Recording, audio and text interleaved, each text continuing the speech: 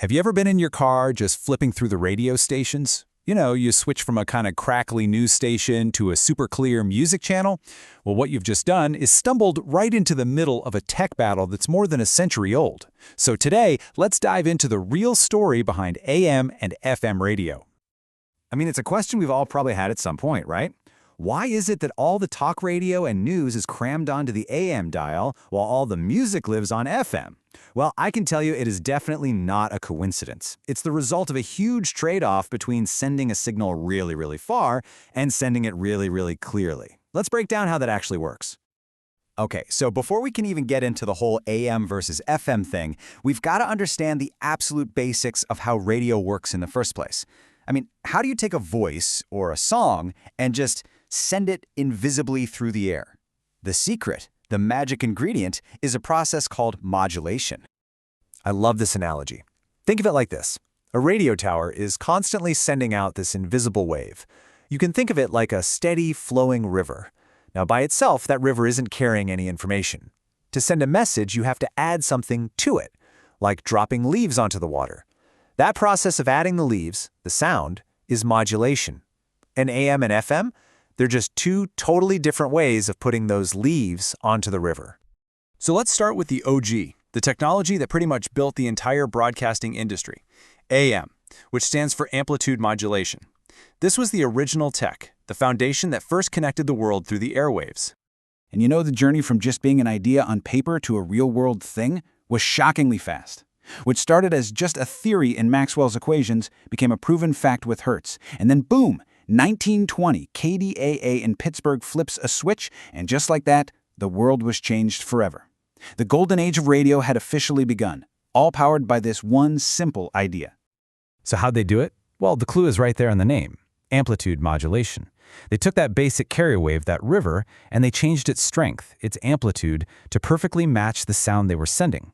A louder sound made the wave taller and stronger. A quieter sound made the wave shorter and weaker. But the speed of the wave, its frequency, that never changed. It was simple, it was effective, and it was absolutely revolutionary. But for all its amazing long-range power, anyone who's ever listened to an AM station during a thunderstorm knows its big, fatal weakness. Because the sound is encoded in the wave's strength, pretty much any other electrical interference, we're talking lightning, power lines, even your kitchen blender, could mess with that strength and add noise. That annoying crackle and hiss, static. It was this massive problem just waiting for someone to come up with a solution. And that solution, well, it came in the form of a totally brilliant new idea, FM, or frequency modulation. The thinking was, instead of changing the wave's strength, what if you changed its speed instead? So back in 1933, this engineer named Edwin Howard Armstrong decided to tackle AM's static problem head-on. He invented FM with one very specific goal in mind: to create a signal that was basically immune to all that noise, one that could deliver crystal clear, high-fidelity sound. Now, here's the absolute genius of FM. The strength of the wave, its amplitude, never ever changes. It's always constant. And that right there is what makes it so resistant to noise. Instead, all the sound information is encoded in tiny little variations in the wave's frequency, or its speed. It's definitely a more complex way of doing things, but the result? That's the breathtakingly clear audio we all know and love today. Okay, so now we have our two technologies. We've got AM, the long-range pioneer, and we've got FM, the high-quality newcomer. And this setup created a fundamental choice, a trade-off that would define the entire radio landscape for decades to come. Did you want range or did you want quality? And this really is the whole story in a nutshell. It's the great trade-off. You could have one or you could have the other, but you really couldn't have both. AM could send a single broadcast clear across the country, but it came with static. FM could give you perfect, beautiful stereo sound, but it might only reach a single city. This table really lays it all out perfectly. When you're talking about pure sound quality, FM is the undisputed champion. It's just so much clearer.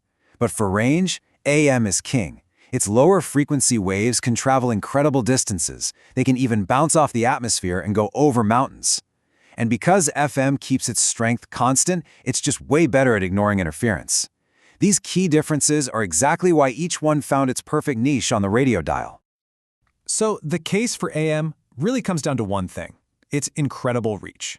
That long-distance coverage made it absolutely perfect for things like national news or talk shows, where you don't really need perfect, pristine audio, you just need the message to get to as many people as possible. Plus, the technology was way simpler and cheaper, which helped put a radio in pretty much every American home. Now, on the other hand, FM's superior, static-free sound was a total game-changer for music. All of a sudden, you could hear your favorite songs in crystal-clear stereo. It was amazing. The trade-off, of course, was range. FM signals travel in a straight line, which makes them perfect for a local station serving one city, but not so great for trying to cross the whole country. So, in the end, you might think the new technology would just completely replace the old one, right? But that's not what happened. Instead, they settled into this kind of perfect coexistence, where each one excelled at a totally different job. One was for talking to the entire nation, and the other was for playing music for the neighborhood. If you remember just one thing from all of this, let it be this simple little equation. AM equals range. That's why it became the king of talk and news. And FM equals quality, which is what made it the undisputed champion of music. That right there is the simple answer to the question we asked at the very beginning. And you know, all of this brings us to today. The same basic principles of putting information on waves are what power our Wi-Fi, our Bluetooth, and satellite radio. The trade-offs have changed a little, but the fundamental challenge is still the same. So it leaves us with one final big question. In a world that now demands both incredible range and perfect quality, what does the next chapter for broadcasting even look like?